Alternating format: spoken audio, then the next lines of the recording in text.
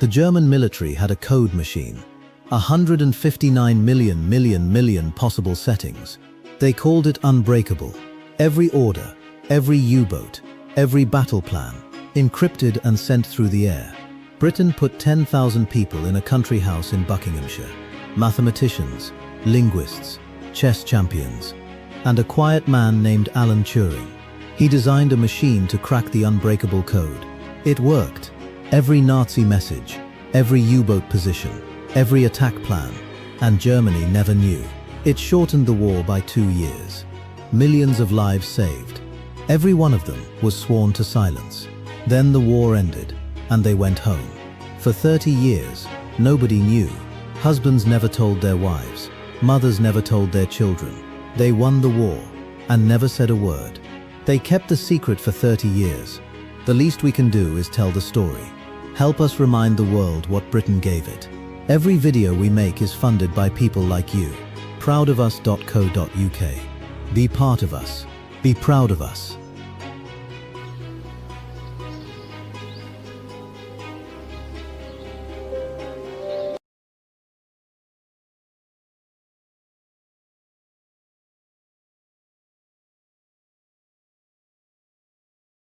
Pleasure to be with you. Back in 1966, you wrote an article for Scientific American on the field of information, and you projected out at that time what we might see for the next 20 years. And although there were some errors, I suppose, rather accurately described many developments that we now take for granted and which were at that time rather alien to the population at large.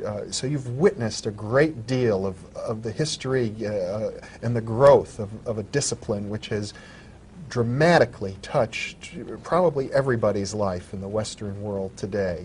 And you predicted that it would do so. I wonder if we can begin by just having you reflect a little bit on what these past 20, 30 years have meant to you personally. Well, I've gotten older. Mm-hmm.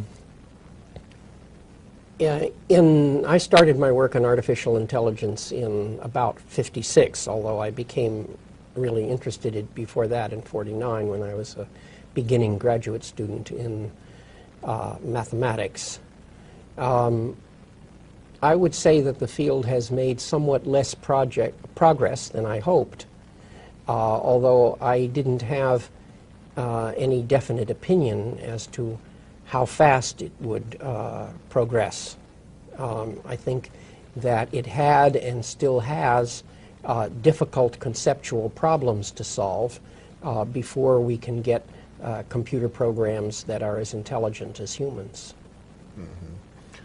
One of the issues that you're working on to which most of your life has been devoted are really tackling these problems, providing the underpinnings so that we can ultimately have formal models of intelligence that would be equivalent to human intelligence. Well, that's right, and one part of the problem is to develop language in which we can express for our computer programs the facts and reasoning about the common sense world that humans have and that is necessary in order to behave intelligently. And I have worked on this using the tools of mathematical logic. Mm-hmm. I think one of the striking things that I find in looking at the history of artificial intelligence is that in the early years there was some striking progress made on some rather difficult problems like solving mathematical theorems, and people thought, well, because we could do these difficult things, we ought to therefore have no trouble doing some of the simpler things that human beings can do, and yet just the opposite seems to have been the case, that some of the simple things that any child can do, like recognize speech, have been the most difficult problems for computer intelligence. Well, the idea that one could really do difficult mathematical problems, that is, creative mathematical things, was not really realized. That is, it could do some simple kinds of theorem proving and things like that. Now, it's certainly true that dealing with the common sense world has proved to be quite difficult. What it amounts to is that while humans can do this kind of thing very readily because it's built into us, humans have much more difficulty understanding how it is done in order to be able to make computer programs do it. Mm-hmm.